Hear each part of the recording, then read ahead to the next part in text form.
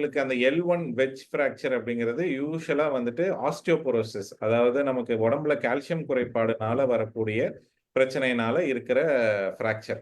அது நீங்க எதுவுமே பண்ணணும்னே அவசியம் இல்ல. கீழ விழுவணும், இல்ல வந்துட்டு எங்கேயாச்சும் வந்துட்டு இந்த மாரி ஆக்சிடென்ட் ஆகணும் அந்த மாரிலாம் கிடையவே கிடையாது.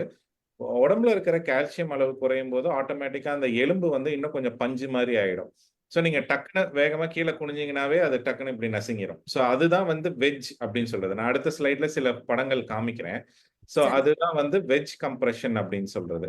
ஸோ நமக்கு யூசுவலா இந்த மாரி ஷேப்ல இருக்கிற எலும்பு வந்துட்டு நான் உங்களுக்கு வந்து ட்ரையாங்கிள் மாரி அப்படியே நசுங்கிரும். Front side நசுங்கிரும். இத நசுங்குறனால என்ன ஆகும்னா, உங்களோட என்டயர் ஸ்பைன் வந்துட்டு இப்படி திரும்பிக்கும். ஓ! ஸோ இதுதான் வெட்ஜ். ஸோ இப்படி ஆகும்போது உங்களுக்கு ஆட்டோமேட்டிக்கா பின்னாடி இருக்கிற நரம்புல வந்துட்டு உங்களுக்கு வந்துட்டு கம்ப்ரஷன் வந்து இன்னும் ஜாஸ்தி ஆகும். ஸோ அதுதான் வந்துட்டு உங்களுக்கு அந்த வெட்ஜ் கம்ப்ரஷன் அப்படின்னு இருக்கிறது. நெறைய பேத்துக்கு அந்த வெட்ஜ் கம்ப்ரஷன் ஒரு லெவல்ல இருக்கும்போது ப்ராப்ளம் வராது.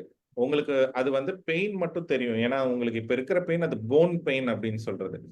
இதுல என்னன்னு பார்த்தோம்னா, இந்த எலும்புல வந்துட்டு இந்த எலும்புக்கு வந்துட்டு வலி உணர்ற தன்மை கிடையாது. இந்த எலும்புக்கு சைடுல இருந்து வர நரம்புகள், இந்த மஞ்ச கலர் இருக்கிற நரம்புகளுக்கு தான் வலி உணர்ற தன்மை இருக்கு.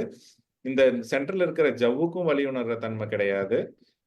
இதோட இந்த அவுட்டர் கேவிட்டி நம்ம வந்து கார்டெக்ஸ்ன்னு சொல்லுவோம். ஸோ இதுக்கு வந்து வலி உணர்ற தன்மை இருக்கு. ஸோ இது நசுங்கிடுறனால உங்களுக்கு எப்பயுமே இதுல கான்ஸ்டன்ட்டா பிரஷர் இருக்கிறனால உங்களுக்கு அந்த போன் பெயின் இருக்கிறது.